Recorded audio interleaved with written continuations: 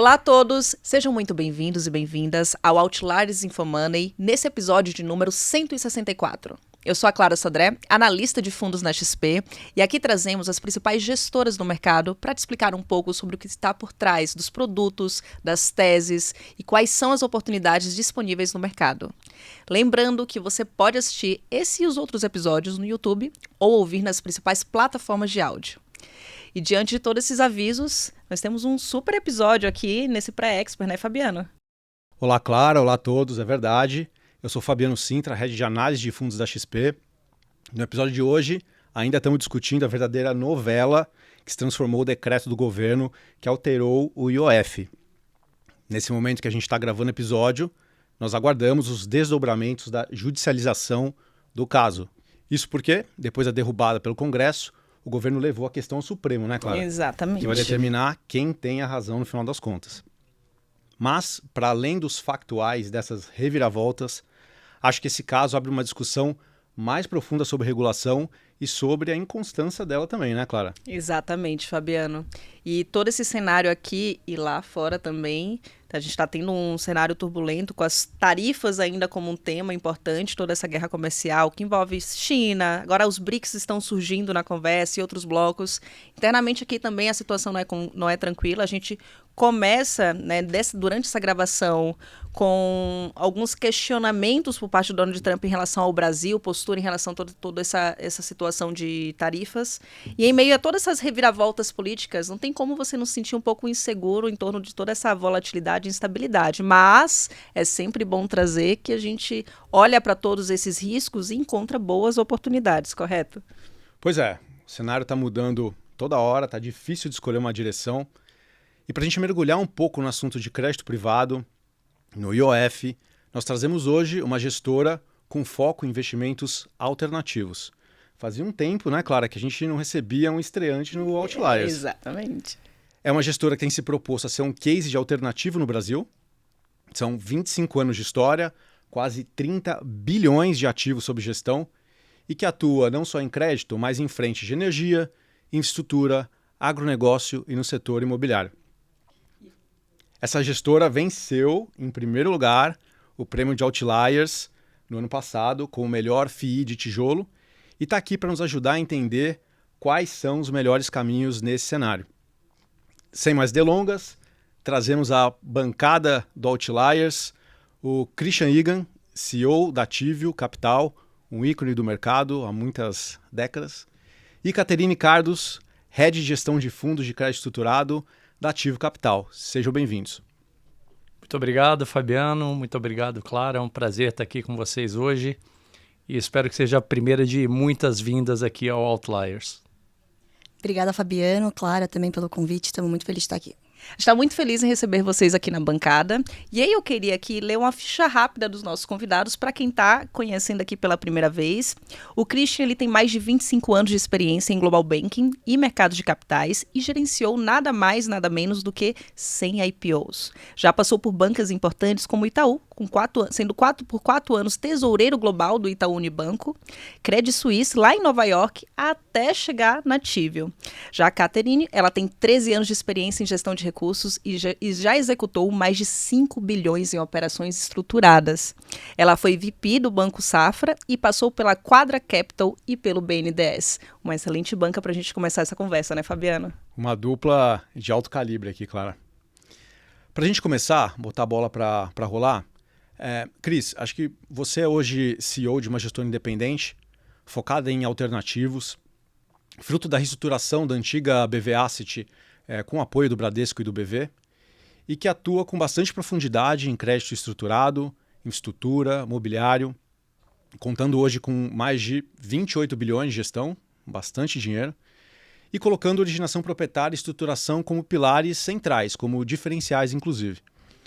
Queria te perguntar, para começar o nosso papo, como que a Ativio tem se posicionado institucionalmente nesse momento atual do mercado e como que vocês enxergam o papel da gestora dentro da indústria de alternativos no Brasil? Bom, bacana. A gente tem uma visão bem clara. A Ativio é um gestor de risco no final do dia, dos mais líquidos aos mais ilíquidos e estruturados, com o objetivo de geração de alfa de longo prazo. Então é assim que a gente se coloca e a gente pensa assim todos os dias. É um time muito experiente, apesar de ser uma configuração nova.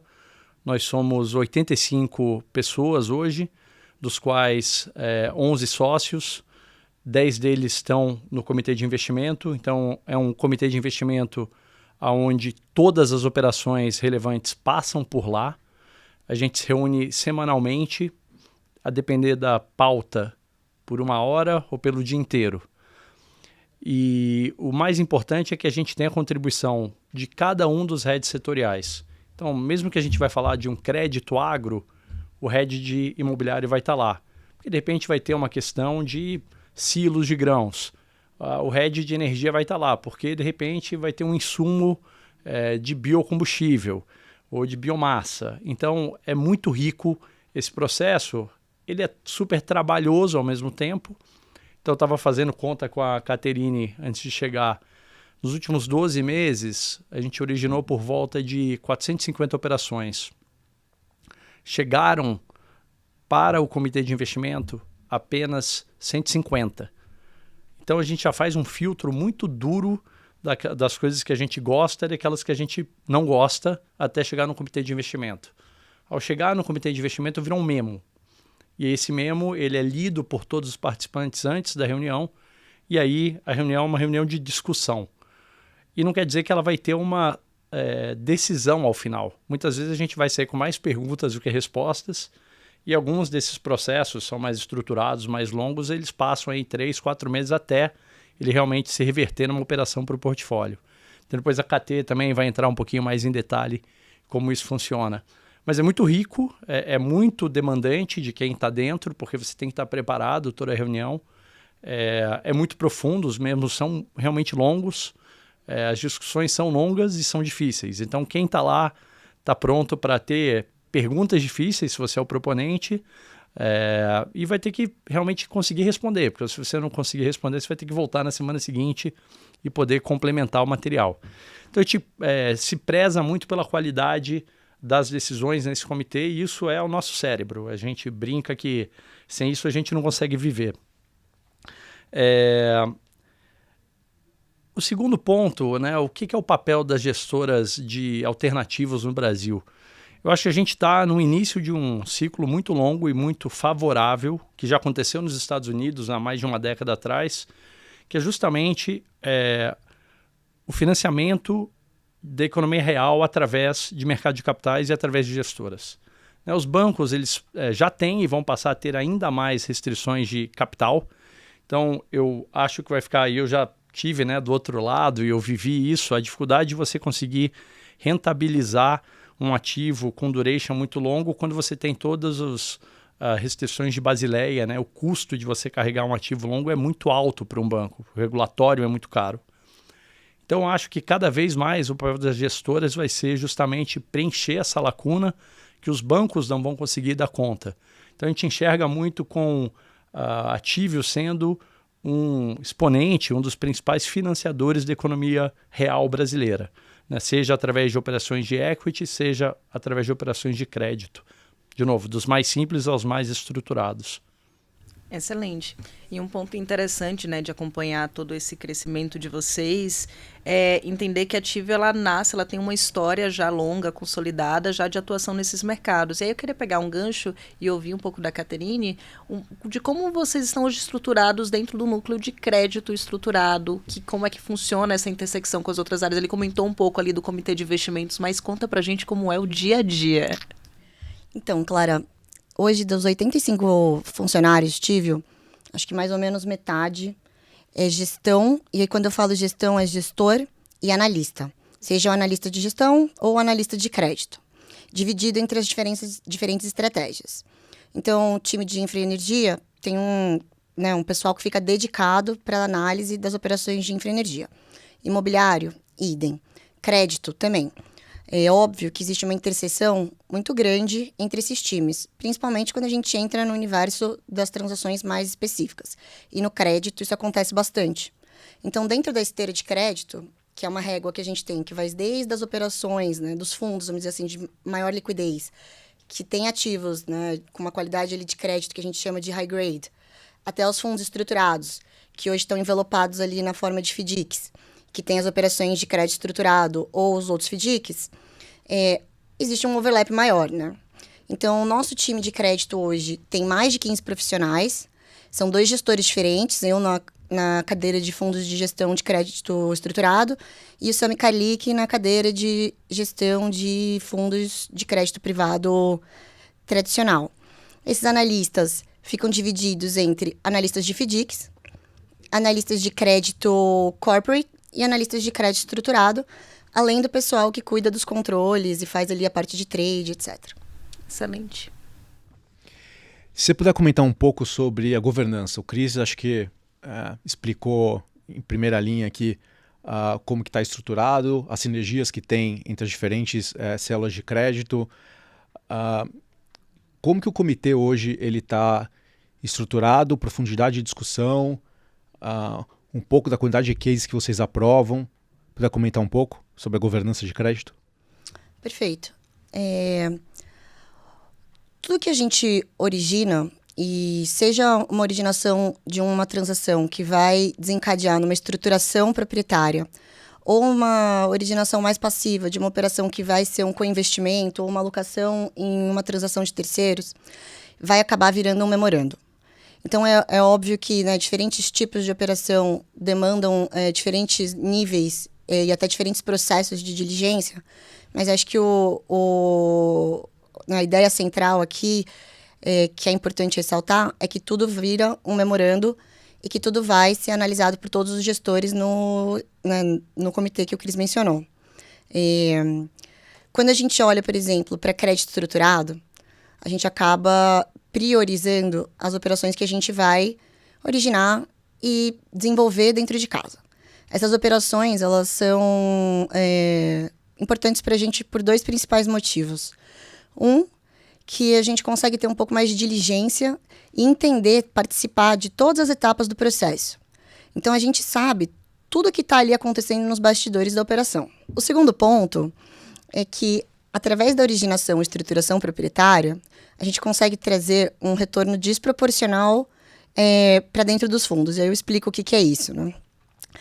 Ao longo do processo de estruturação e originação, a gestora ou o estruturador acaba fazendo jus ali a algumas remunerações acessórias, né? A mais comum, mais conhecida é o FII de estruturação. Como a gente, Tivio, é uma casa de gestão de recursos de terceiros e não uma casa de estruturação pura e simples, a gente só vai trabalhar para originar e estruturar o que fizer sentido para dentro do nosso portfólio.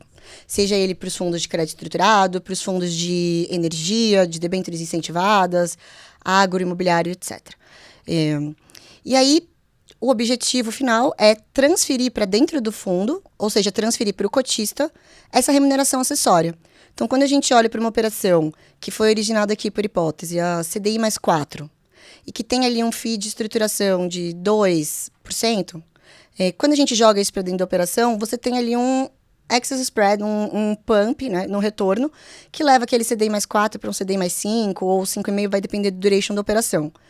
E aí, assim, a gente gera valor para o investidor, sem abrir mão da diligência e da governança na parte da estruturação e originação.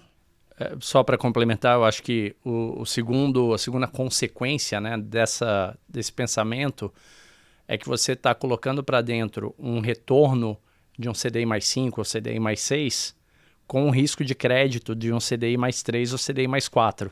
Então, a gente não está originando operações cuja contraparte tem que pagar um excesso de spread. Na verdade, a gente está colocando para dentro do retorno do cotista esses FIIs que na grande parte das operações vai estar na mão de um banco ou de uma boutique, que são esses FIIs de originação, distribuição e estruturação. Então, no final, a gente enxerga sempre, poxa, como é que eu consigo maximizar o retorno para o meu cotista sem aumentar a barra de risco? É importante colocar a descrição da governança de crédito, KT, como você bem escreveu, na medida que a procura por crédito tem sido muito forte nos últimos 2-3 anos, uma audiência, investidores de todos os tipos, todas as naturezas, e no momento em que o crédito tem evoluído de forma significativa, o investidor geral passou a ter acesso a produtos mais sofisticados, produtos com algum nível de subordinação, inclusive, como que vocês enxergam a responsabilidade das gestoras, da Ativio, nesse caso, Cris, nesse processo de suitability, de ter o investidor correto para o produto com o risco adequado também? Acho que é um ótimo tema, né? A gente falou um pouco, depois a KT vai aprofundar na questão do gerenciamento do crédito em si, né? Da estruturação, das garantias. Isso eu diria que é o tema número 1, mas tão importante quanto é a gestão de ALM dos fundos, né? O suitability, óbvio, o regulatório acho que vem avançando muito, né? Tanto Anbima, CVM, parceiros como vocês que já têm uma barra muito alta de suitability. Então isso tudo entra no contexto de maior segurança para o investidor. Mas o segundo, e aí acho que existem exemplos do passado para a gente ilustrar, é que você tem que ter os prazos corretos dos fundos comprando ativos com os, né, o liability tem que estar casado com o ativo, né, o Asset Liability Management. Então não adianta só ter o melhor crédito, você tem que ter certeza que, número 1, as operações não são demasiadamente longas para um perfil de risco talvez mais curto. Então como você balanceia isso, você pode até ter operações longas, mas você vai ter que ter para compensar uma exposição de caixa, de ativos caixa maior para você fazer jus a qualquer saque, né, ou qualquer saída de recursos. Então, a gente não abre mão de ter um gerenciamento de liquidez nos fundos super conservador para lidar justamente com esses casos. E aí, acho que tem 2 casos claros que me vêm à cabeça de eventos. Quando a gente começou a ver no Brasil, né, o primeiro boom de crédito high grade ali em 2019, ainda pré-Covid, eu lembro muito bem, tiveram alguns fundos na indústria que estavam demasiadamente alongados em operações e com janelas de resgate super curtas, né? D0, D30, D60. O mercado era muito menor no secundário, isso é um outro ponto que eu acho que vem melhorando, né? Você tem um secundário de crédito hoje mais saudável, mas naquela época você teve um problemaço, porque os fundos receberam saques muito grandes e não tinham como liquidar o portfólio. Combinação explosiva, né? Riscos de crédito com riscos de liquidez. E o segundo caso que eu vivenciei na pele, nesse primeiro caso, eu estava na tesouraria de um grande banco e eu dei liquidez para vários fundos. Então a gente comprou vários créditos a preços muito bons, justamente porque foi um momento de estresse da indústria. E aí, ainda na minha vida passada, que é longa, em 2008, eu lembro, né, todos nós aqui, quem tem mais cabelo branco como eu, vai lembrar do Great Financial Crisis, né, o GFC, e foi um momento onde você vinha de um boom muito positivo de mercados, os hedge funds americanos, para trazer um alfa adicional, começou a alocar em private equity, em crédito estruturado de longo prazo, e quando estourou a GFC, eles começaram a ter resgates totalmente descompatíveis com o duration do portfólio deles. O que aconteceu? Tiveram que colocar gates, porque eles não conseguiam dar vazão aos resgates e não conseguiam liquidar a parte líquida do portfólio. Então, assim... E é super importante para quem não conhece o que seria o gate, é justamente você encerrar ali o fluxo de liquidação da maneira tradicional. Então, você cancela todos os resgates e fica todo mundo dentro do fundo por um momento, não é mesmo, Christian? Perfeito. E como é que a gente lida com isso? A nossa rede de risco, ela vive no pescoço de todos os gestores, apertando para ter certeza que a gente está com caixa nos fundos ou ativos líquidos, LFs, LFTs, suficiente para cobrir qualquer risco. Então a gente tem um modelo estatístico que gira todos os dias com AI para predizer, olha, o que é o pior caso de um saque nos últimos 5 anos, vai ser esse. Então é esse caixa que a gente vai ter que carregar. Isso, por vezes, acaba impactando marginalmente o retorno, né? Se você está super alocado, você tem retornos maiores, naturalmente, mas a gente jamais vai abrir mão de liquidez por achar mais 100, 200 bases de retorno que a gente acha que é totalmente irresponsável. Então, além da gestão de crédito em si, essa gestão de ALM, para a gente anda par e passo com a gestão de crédito. E se eu puder complementar o Cris, já que o Fabiano tocou no assunto de FDIC também especificamente, acho que é legal sempre trazer que assim, o monitoramento e a diligência é um processo contínuo. E que cada vez que a gente vai para o comitê ou que a gente se depara com uma situação que está diferente do que a gente imaginava, coisas novas são agregadas para análise. Então, por exemplo, hoje, na Tivio, a gente tem uma estratégia que é um fundo de investimento em direitos creditórios que investe em fundos de investimento de direitos creditórios. Então, além da questão do ALM, que a gente pode também, enfim, entrar em mais detalhe da estratégia, mas acho que aqui não é o foco, a gente está muito preocupado com a diligência das contrapartes. E aí, por exemplo, algo que a gente não fazia e passou a fazer, muitas teses que a gente está estudando, está se aprofundando, a gente considera que o originador ou alguma outra contraparte de dentro do fundo de investimento de direitos creditórios, a gestora, é detentora de cotas subordinadas, por exemplo. E aí o que a gente faz hoje em dia? A gente pede uma comprovação de que essa gestora tem, de fato, essas cotas subordinadas, para conseguir mensurar que ela está, de fato, alinhada também com a estratégia, seja qual for. Eu acho que vale aproveitar esse gancho e falar um pouco e levar para o nosso segundo bloco, que fala sobre oportunidades de alta convicção. E, Christian, vocês têm hoje na grade de vocês o Alt 90 e o Alt 180, que são estratégias que elas estão expostas a operações de crédito estruturado, que contam com a garantia mais forte, toda a estrutura e sofisticação que um crédito estruturado pode oferecer, justamente para trazer mais conforto, né, em um cenário como o atual. E aí eu queria aproveitar, falar desse momento de mercado, porque a gente tem sido bastante vocal sobre a importância de alongar a liquidez nos fundos de crédito, e tem um motivo para essa tese estar sendo falada. E vocês buscam ativos que estão entregando ali uma taxa de cerca de CDI mais 2, CDI mais 6, uma geração de alfa importante em relação ao CDI. E a grande pergunta é, onde vocês estão enxergando boas assimetrias dentro do crédito estruturado hoje, e o que vocês enxergam que está mal precificado, que precisa de uma atenção maior em um cenário como o atual? Perfeito. Clara, a gente vê ainda o crédito estruturado com olhos bem positivos. O que talvez tenha mudado, e depois a gente pode aprofundar, é a questão de garantias. A gente tem sido ainda mais exigente em garantias.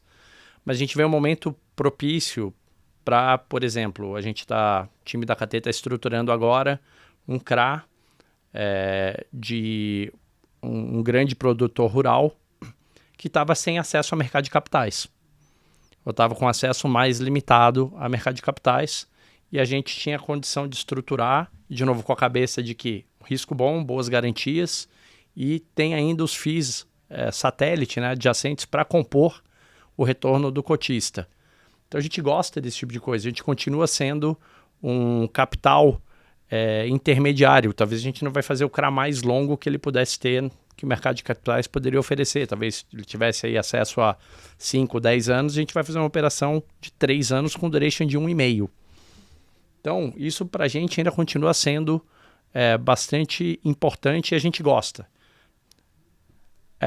Onde a gente vê talvez maiores desafios, na verdade, os desafios para a gente estão até mais relacionados ao crédito high grade, pela falta de spread, né? Não pela qualidade de spread necessariamente, mas talvez pela relação risco-retorno. Alguns emissores que talvez não tenham uma geração de caixa tão forte ou tenham um nível de alavancagem mais preocupante, operando a níveis de spread super comprimidos.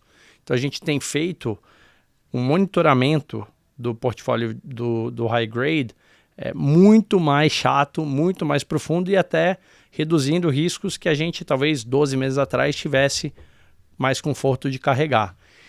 Então assim, a gente continua achando o crédito um bom lugar para se estar. A gente vê o estruturado hoje com mais capacidade de dar retornos interessantes para os investidores, e algumas teses como o crédito high grade com maior dificuldade de você estabelecer uma boa relação risco-retorno.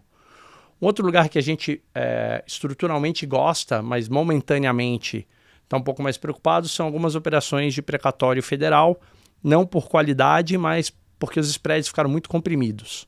Então, de novo, a relação risco-retorno piorando um pouco, mas a gente acha que isso pode estar diferente na próxima safra, na próxima temporada. Então, são teses que a gente gosta também, continuam no radar, a gente olha muito, tem um time especializado para isso também, mas hoje a gente vê menos oportunidades de alocação em precatório federal, por exemplo. E acho que vale também mencionar que Alt 90 e Alt 180, ambos fundos de crédito estruturado, com algumas diferenças de estratégia. Então, o Alt 180, ele entra em cotas de FDICs e entra também em crédito direto, como, por exemplo, o CRA que o Cris mencionou. O 90, ele entra somente em cotas de FDICs.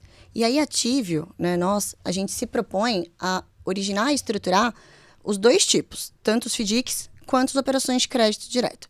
Então, por exemplo, estou falando isso porque é de fato um tipo de ativo onde a gente hoje consegue se diferenciar e gerar ali um spread importante para as nossas estratégias. Dentro da Tivio a gente tem uma estratégia que chama fundos patrimoniais. Nesses fundos patrimoniais, normalmente fundos circuitos fechados, que muitas vezes atendem ali a demandas específicas de empresas e de alguns investidores ou até famílias, existe a estrutura de um FDIC.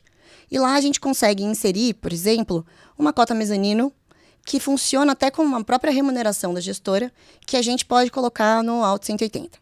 Outras vezes, uma cota sênior, que às vezes acaba com uma estrutura de 60%, 70% de subordinação e que pode entrar ali no Alt 90. Nesses casos, a gente consegue ali, de fato, gerar um retorno muito atrativo, principalmente vis-à-vis do risco. Então, quando a gente fala de FDIC, a gente vai sempre buscar, além do ativo subjacente, né, tá bem estruturado, tá com garantia, a questão da subordinação como uma garantia adicional. E, Katê, por mais que os prêmios eles estejam hoje no high yield, no crédito estruturado, a gente sabe que esse é um espectro de crédito um pouco mais sensível. Geralmente é onde pode dar problema. Nesse momento, ter garantias fortes pode fazer toda a diferença. Acho que esse é um dos pilares da Tivio, inclusive, junto com essa governança robusta que vocês desenvolveram. Eu queria que você comentasse um pouco como que a gestão tem lidado com a negociação de garantias nas originações. Vou pegar como exemplo o caso do agronegócio. O agro passou por uma turbulência grande no ano passado. Esse ano ainda gera muita atenção e tensão. E muitas vezes a exigência de maquinário, de terra, acaba sendo até maior perante essa expectativa de, porventura, ter algum evento lá. Como que vocês têm encarado a questão das garantias no Alt 90 e no Alt 180? Vocês estão mais exigentes? Todos os ativos que a gente analisa na Tivio, né, tem ali uma abordagem bottom-up. Né? Então, tudo que a gente vai colocar para dentro das carteiras, a gente vai olhar de forma fundamentalista e não só. Né? A gente vai agregar ali uma camada adicional, que é, apesar de confortáveis com o crédito, então, né, esse disclaimer para dizer que ninguém faz uma operação e entra numa operação para executar garantia, pelo menos não aqui no nosso universo, mas que apesar disso a gente vai sempre buscar ali aquele conceito de recovery value, que é, né, um valor recuperável caso exista um problema de crédito na companhia. E aí a gente gosta de dividir em 3 blocos, né, que são as garantias fidejussórias, que são normalmente os avais. Né? Então é importante para a gente, né, financiar uma empresa, que é normalmente uma empresa de capital fechado, uma empresa de um executivo, muitas vezes uma empresa familiar, que a gente tenha o skin in the game daquele empresário, daquela família, daqueles acionistas. Fora isso, a gente tem ali os bloquinhos de garantias reais. Então, os blocos de garantias reais a gente divide em 2 também. Garantias de fluxo e garantias de estoque. Então, a gente vai sempre buscar ter uma forma de cessão fiduciária de recebíveis. E isso a gente dá muito valor. Então, a gente costuma montar estruturas onde os recursos que são objetos dessa cessão circulam ali por alguma conta que a gente cria, uma conta que está cedida fiduciariamente para a operação, e que eles pagam, normalmente, as parcelas da operação sem nem voltar para a companhia. Né? Normalmente, a conta vai, debita-se ali a parcela, e o excesso volta para a companhia. E aí, além dessa cessão fiduciária, a gente vai para os ativos que eu tinha mencionado, que são as garantias reais que a gente gosta de chamar de estoque. Então, são terras, fazendas, imóveis, de preferência descorrelacionados, mas muitas vezes correlacionados também. Todas essas garantias, a gente atribui valores diferentes. Então, nem sempre é 1 para 1. Um imóvel descorrelacionado do objeto operacional daquela companhia tem mais valor do que o prédio onde aquela empresa exerce a função majoritária dela. Mesmo assim, a gente costuma ser bastante exigente na negociação ao ponto de pedir tanto os imóveis descorrelacionados quanto o imóvel operacional. Não porque a gente atribui valor àquele imóvel, mas muitas vezes porque faz parte da nossa estratégia estar dentro da empresa de forma a ser sênior aos demais credores. Excelente, eu acho que tem um ponto aqui, né? Quando a gente olha para todo esse cenário de crédito em 2025, é que o investidor ele mudou. Então, quando a gente olha para a 175, ela abriu os FDICs para os investidores em geral, só que, por outro lado, a gente olha para todo esse cenário, inclusive esse macro Brasil, com toda essa turbulência e instabilidade, somado a uma Selic a patamar de 15%, que traz um desafio para as empresas. E só que quando a gente olha o investidor de 2025 para o investidor de 2020, ele está com a ótica completamente diferente. Ele está buscando essa previsibilidade, esse juro, esse conforto que o CDI pode trazer, só que as oportunidades já não estão, né, tão evidentes como anteriormente. E a grande pergunta aqui é como a Tivio tem lidado, né, com esse novo investidor, com essa nova ótica do investidor. E o que ainda é desafio na hora de explicar que, como o Fabiano trouxe na última pergunta, né, não é que o crédito estruturado ele tem ali um nível de risco aparentemente mais elevado que você pode comparar diretamente com high grade. Nesse momento de mercado, nossa preferência está nesse estruturado justamente por causa desse cenário. Como é que vocês enxergam os desafios de explicar isso para o investidor e o que vocês estão fazendo, né, para levar esse entendimento como um todo? Não, bacana. Sim, isso é um super desafio, eu acho que tanto para a gente quanto para vocês, né, da XP. Eu acho que vocês fazem um super trabalho educacional, né, isso está na origem da XP. A gente tem tentado se comunicar em fóruns como Outliers, que, né, sem dúvida nos ajuda muito a chegar no investidor final em grandes números. Nós temos uma publicação frequente de research proprietário, onde a gente escreve cartas do gestor de crédito de forma bastante educacional, dando contexto histórico de como a gente pensa em crédito, como é que são as novas classificações de crédito, quais são os novos ativos. Então, a gente tem feito um trabalho que o Henrico Trota, o nosso Head de Research, Head Comercial, ele foi sell-side de um grande banco,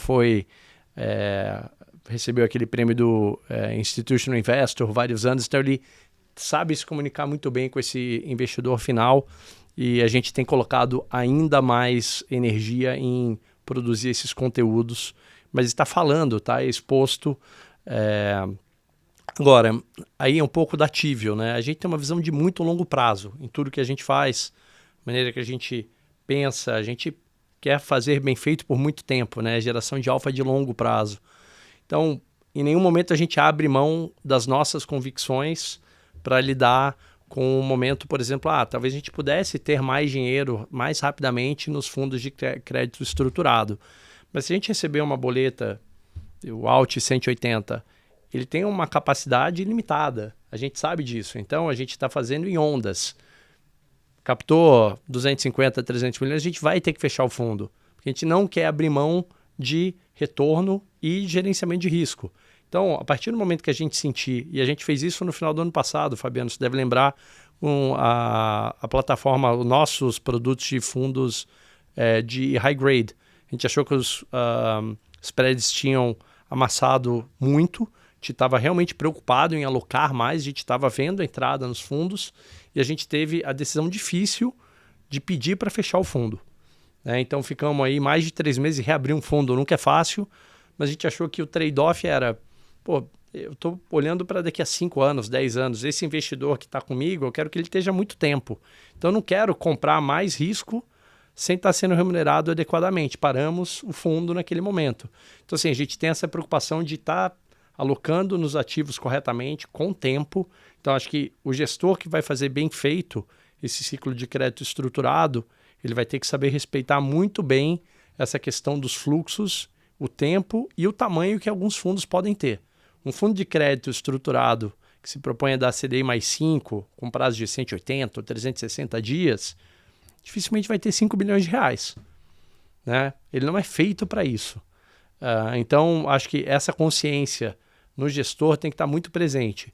E a gente está 100% aberto. Tem um time de RI lá que está falando com o investidor, pergunta mais básica, a mais qualificada, a gente vai responder. Então, o RI é um outro canal de comunicação que tem que estar muito presente nesse momento.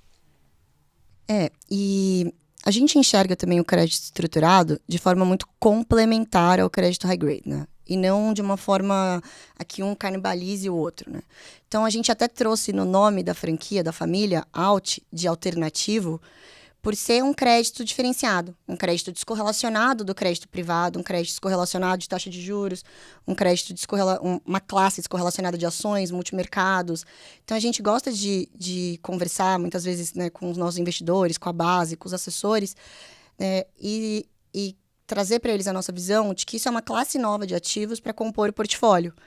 Muitas vezes, ocupar um espaço no portfólio que foi deixado ali em aberto por algumas outras classes que hoje não estão tão expressivas, e trazer para eles algo diferente, ainda dentro do universo de renda fixa, mas de renda fixa alternativa. Eu lembro muito bem desse episódio em que a gente discutiu os fundos de crédito líquido, e para mim ficou muito evidente da combinação que a Tivio tem de ser uma gestora ágil, com originação própria para identificar as oportunidades, mas também muito combinada com governança, com segurança e diligência para os investidores. Então, acho que se mostrou na prática para os fundos líquidos. Eu tenho certeza que vocês estão fazendo um bom trabalho também na ponta dos créditos estruturados. Katê, a gente começou falando nesse episódio da novela do IOF. A gente vê o quanto que o Brasil ainda é muito vulnerável a toda essa insegurança jurídica. Houve o decreto criando o IOF sobre os FDICs, impactou diretamente a classe. Depois, um decreto legislativo derrubando a medida. E agora, a decisão indo para o STF, que coloca tudo em suspenso novamente. Cenário difícil de planejar e de se organizar. Como que vocês têm enxergado essa insegurança jurídica? Como a gestão tem se posicionado nesse cenário, que a verdade é que pode voltar a qualquer momento? Como que é o seu olhar sobre esse tema? Quando teve a MP, obviamente de bate-pronto, né? Acho que a gente, todo o mercado, parou e refletiu que ter uma cobrança de IOF que antes não existia poderia ser um desincentivo à classe, né? Mas isso foi rápido, para que a gente, na ponta da gestão, já entendesse que, de fato, aquela medida passando e sendo instaurada, mesmo assim, a atratividade da classe ia permanecer. A gente está falando de uma cobrança de 0,38% no ato da subscrição, né, de uma aquisição primária de cotas de FDICs, que teria um impacto no D0 ali, mas, por se tratarem, na maior parte das vezes, de produtos de alto valor agregado, aquilo continuaria sendo atrativo. Ainda mais se a gente pensar que grande parte desses fundos tem prazos de resgate longos. Então, aquele IOF na cabeça, ele acaba sendo diferido ao longo do prazo. Se a gente estivesse falando de produtos com prazo mais curto, ou que servem, às vezes, mais de liquidez, aquilo seria mais impactante ainda, tá? Aí, né, pensando também um outro ponto que acabou gerando bastante conversa até, né, discussão entre as gestoras, né, lá internamente na Tivio também, foi a questão da possibilidade de haver uma cobrança intrafundo. Então, um FIC-FDIC, por exemplo, que é um FDIC que compra cotas de outros FDICs, ele seria tributado com esse 0,38 no ato de adquirir outros ativos? E aí entra um ponto positivo que deu muita tranquilidade para a gente naquele momento, que é o fato de a gente, né, por ser uma gestora relevante, com um AUM expressivo, a gente teve capacidade de subscrever ativos de antemão. A gente subscreveu mais de 100 milhões na data de cotas de outros FDICs, que teriam dado conforto caso aquela medida tivesse se prolongado, de que a gente teria ainda um bom espaço de tempo para colocar ativos para dentro, acomodar os investimentos, sem ter ali nenhum problema de impacto na cota, né? Então, assim, acho que para resumir a minha resposta, a gente não entende, né, que mesmo havendo a cobrança do IOF, que a classe vai perder atratividade, né? Isso deve trazer uma estabilidade para o passivo também. Fundos mais longos vão ser menos impactados. E que é sempre importante você ter ali, né, na hora de escolher com quem você vai investir, você olhar para gestoras que têm capacidade, obviamente, de se preparar para momentos de incerteza, sejam eles no cenário de crédito ou no cenário regulatório jurídico. Eu queria só adicionar, acho que uma visão mais macro aqui, né? O Brasil, com poupança interna, ele não consegue financiar todo o gap de investimentos, né? A demanda por investimentos que o Brasil tem. O Brasil é um país, assim como outros países em desenvolvimento, que é cedente e demanda capital externo para financiar investimentos de longo prazo. Não tem nada mais importante para um país, principalmente como o Brasil, que compete por capital com vários outros países, no momento que está todo mundo trazendo de volta capital para o seu próprio CEP, né? Tá redomesticando o capital, ter estabilidade regulatória, tributária, jurídica. Então, acho que o recado aqui, se é que tem algum governante que vai ouvir o Outliers, é que o Brasil precisa ser estável. O investidor precisa enxergar no Brasil um país que ele consegue colocar dinheiro e daqui a 5 anos, 10 anos, 20 anos, as regras do jogo não mudaram. Quando você tem essa volatilidade política, regulatória, institucional, o Brasil sofre. E para você reconquistar isso, demora. Então, eu acho que é muito triste ver onde a gente está hoje. Ao mesmo tempo que a gente viu vários avanços em leis de mercado de capitais, o próprio 175 é um super avanço, como os FDICs estão compondo um papel no financiamento de várias cadeias produtivas. Então, assim, perde-se a oportunidade de olhar como trazer mais capital de longo prazo para um país que é carente de capital de longo prazo. E financiamento de capital de giro, né, de pequena empresa, microempresa, média empresa. Essa instabilidade, a gente costuma dar o exemplo de você sacar a arma à mesa, né? Mesmo que você não atire, você já sacou a arma, já quebrou a confiança, então, mesmo que a MP não vire lei, né, o comportamento já foi afetado, já mudou.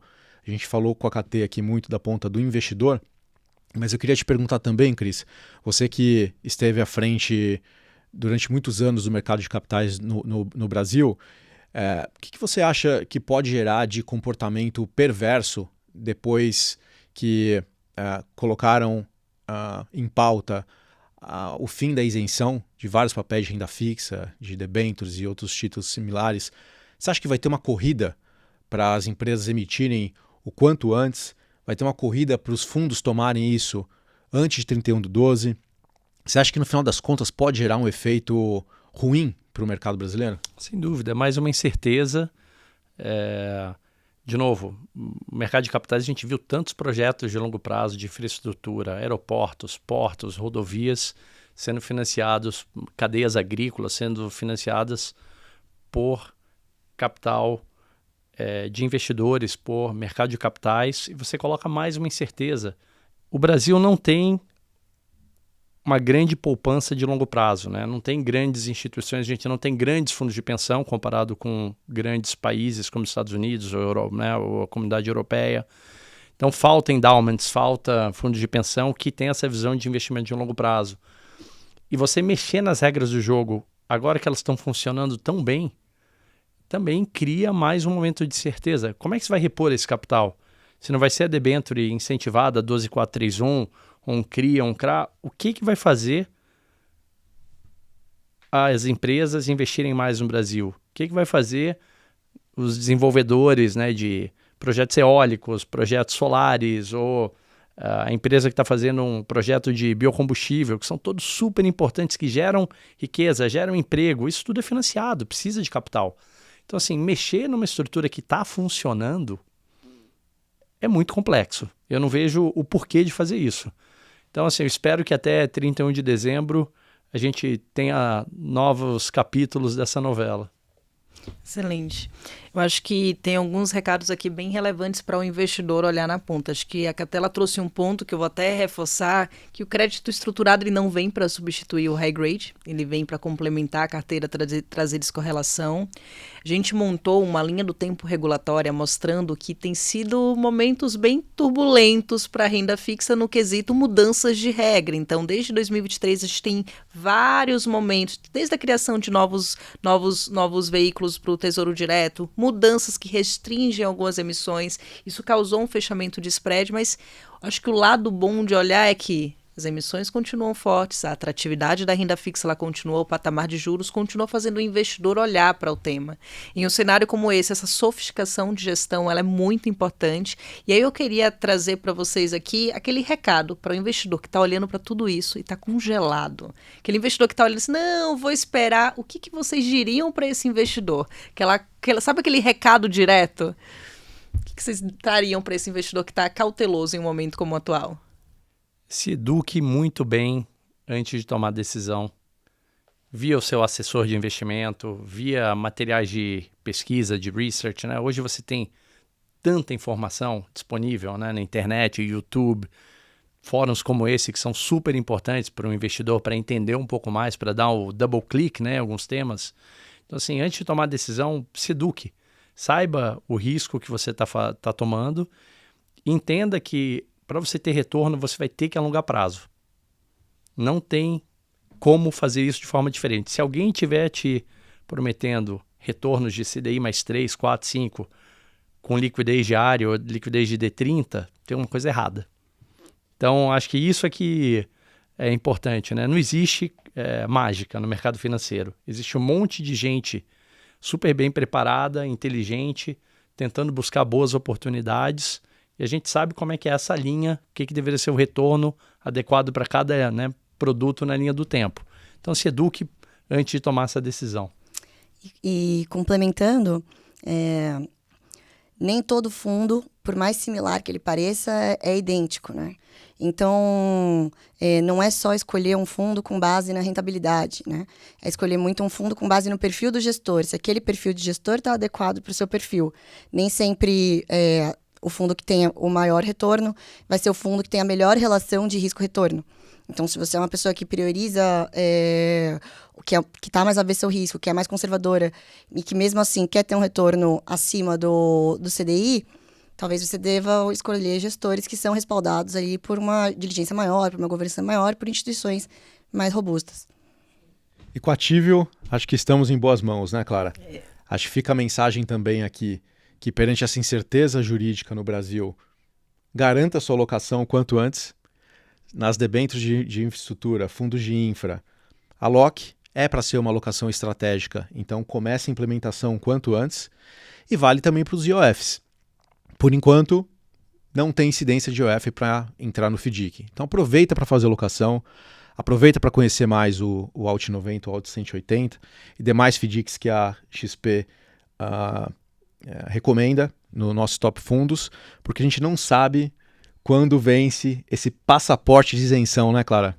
Exatamente. Temos aqui um momento importante para o mercado de crédito como um todo. A gente sai do nosso bloco de autoconvicção e entra para o bloco 3, que é o para além da gestão. E aqui a gente sai dos números, perspectivas, do que está acontecendo no mercado de crédito e gostaríamos de conhecer os nossos entrevistados, mas conhecer de uma forma diferente, né, Fabiano? Pois é, Clara. Eu acho que a gente tem essa parte especial no Outliers, que é conhecer quem está por trás da gestão desses fundos.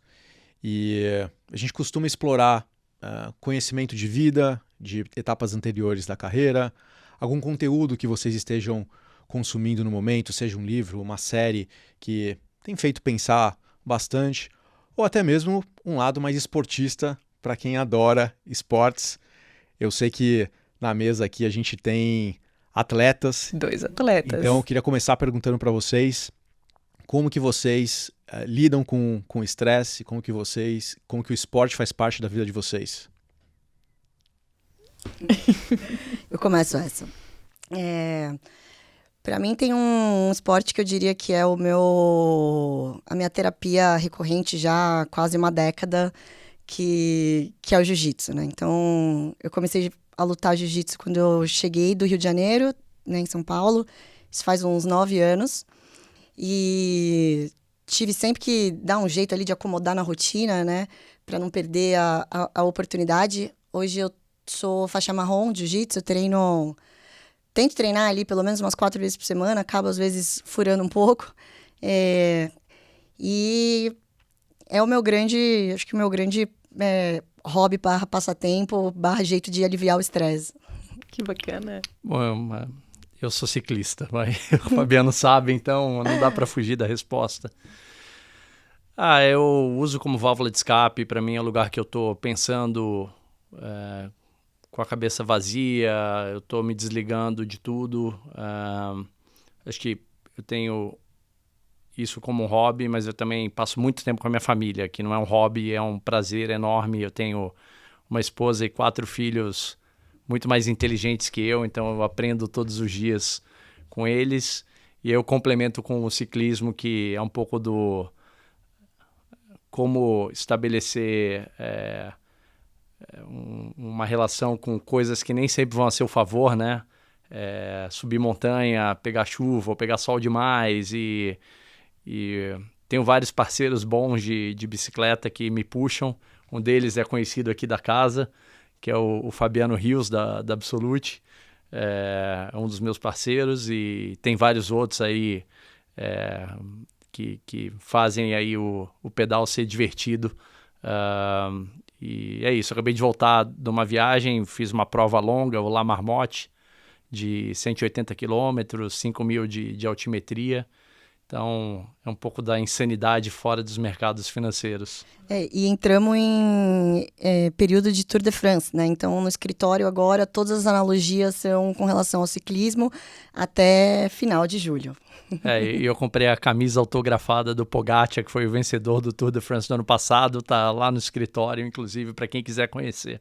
É muito bom conhecer e eu acho que é muito importante, né, enxergar o esporte como essa ferramenta de construção mesmo, de vida, de tudo, mas tem uma outra ferramenta e que a gente gosta de explorar aqui bastante, que é a leitura. E aí gostaríamos de indicação de livros, algum livro, pode ser filme ou podcast também, que vocês estejam lendo ou consumindo, que acredita que é importante trazer para a nossa audiência. Eu vou começar aqui, depois você... Eu acabei de ler um super interessante que não tem em português, chama Den of Thieves, que é a história dos junk bonds americanos, do Michael Milken, que foi um período de bonança e, obviamente, de muito estrago na indústria ali nos anos 80 e começo dos anos 90. Super interessante, um livro longo, mas bem fácil de ler. Tem aí 500 e poucas páginas. Então, eu acabei aí há 2 semanas atrás e emendei uma recomendação da minha filha de 23 anos, esse eu estou me divertindo a beça, que chama The Humans, né, os humanos. E é um extraterrestre que chega na Terra, toma um corpo de um matemático de Cambridge e começa a viver na Terra, entendendo os nossos hábitos, costumes e a nossa complexidade. Então, super interessante, assim, eu estou dando gargalhada toda noite antes de dormir, recomendo muito, assim, um livro super leve, fácil de ler e um humor, mas ao mesmo tempo uma crítica e olhos externos sobre, né, a nossa complexidade de sociedade, né, como ser humano é difícil. Para fugir um pouco das recomendações de leitura, né, assim, eu tenho passado bastante tempo do meu tempo livre assistindo o podcast do Andrew Huberman, que é um médico de Stanford, se eu não me engano, que fala e, assim, faz, né, publicações recorrentes sobre biohacking e, na verdade, sobre como você pode adaptar o seu estilo de vida para melhorar ou incrementar ali a sua performance em diferentes áreas. E aí é super interessante. Sono, alimentação, esportes, endorfina, suplementação. Acaba sendo bem divertido. É o Huberman Lab. É isso mesmo. Isso aí é o gig do gig do gig. É que realmente gosta do tema, mas é muito bom. Algumas horas sobre neurociência e... Endorfina. Várias boas dicas aqui. Excelente E dicas. pílulas de sabedoria, hein, Clara? Eu confesso que eu fiquei interessado nessa camisa do Pogacar assinada. Espero que a Ativio possa levar no stand da Expert. Vocês estarão Boa ideia, vou levar presentes lá. na Expert. Vale mencionar que estamos em contagem regressiva para o maior festival de investimentos do mundo, agora no final de julho. As maiores gestoras do Brasil e do mundo estarão por lá e a Ativio também estará presente. Uma oportunidade única de conhecer, conversar, trocar ideias, informações e bons insights diretamente com o time da Ativio e com as gestoras que estarão presentes lá no nosso festival. E aí, super importante para quem está acompanhando aqui a gente, durante a Expert teremos vários conteúdos interessantes para você acompanhar. A Expert acontece nos dias 24, 25 e 26 de julho, com uma série de painéis, conteúdos e trocas relevantes. E para quem não garantiu ainda o ingresso, deixo aqui a sugestão para você correr lá no site e recomendo também compartilhar esse episódio com quem você conhece que tem interesse em conhecer a Ativio e toda essa visão para o crédito estruturado e todas essas oportunidades. Christian, KT, muito obrigada pela presença de vocês. Até uma próxima e nos vemos na Expert, correto? Nos vemos na Expert. Muito obrigado, Clara, Fabiano, pelo convite. Obrigada, pessoal. Foi um prazer. Até a próxima, pessoal. Tchau, tchau.